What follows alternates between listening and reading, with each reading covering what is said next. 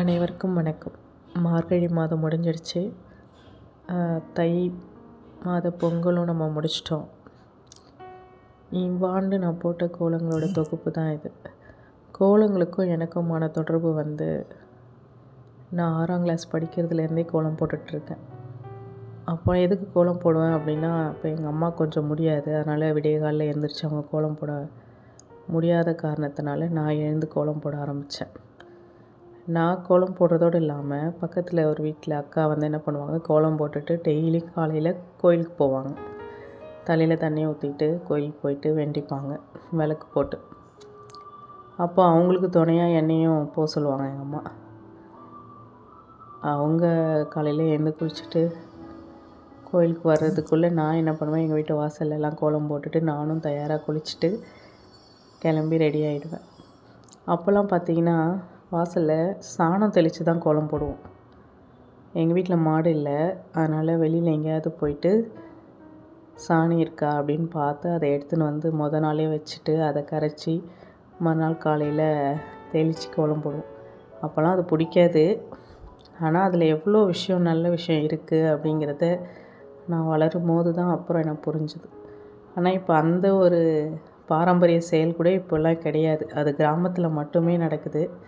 இப்போ நம்ம எல்லோரும் என்ன பண்ணுறோம், ஒரு சிமெண்ட்டு தரையில் தான் கோலம் போட்டுட்ருக்கோம். சமீபமாக நான் என்ன பண்ணேன், கோலங்கள் போட்டு அது சார்ந்த கவிதைகள் சொல்கிறது, இல்லை அந்த கோலங்கள் வாயிலாக ஒரு கருத்தை சொல்கிறது மக்களுக்கு அப்படின்னு தான் ஒரு 2-3 வருஷமாக வச்சிட்ருந்தேன். ஆனால் இந்த வருஷம் நானே என்ன பண்ணேன், கோலங்களுக்கு ஏற்ற தகவலை திரட்டி சொல்லலாம்.